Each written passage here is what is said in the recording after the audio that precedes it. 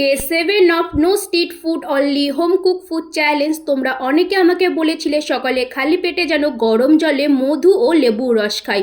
তো সেটা খেয়ে আমি কিন্তু এক্সারসাইজ করে নিয়েছিলাম, এরপরে খেয়েছিলাম 1 গ্লাস ছাতু। আর স্নান করে না আজকে আমার প্রচণ্ড খিদা পেয়ে গেছিলো, তাই ভাত ডাল কচু শাক আচার আর বেশ অনেকটা স্যালাড নিয়ে দুপুরে খাওয়া দাওয়া করে বিকেলে খেয়েছিলাম তরমুজ, আর সাথে কিন্তু খেয়েছিলাম পেয়ারা মাখা। আর রাতে খেয়েছিলাম ডাল আর একটা রুটি।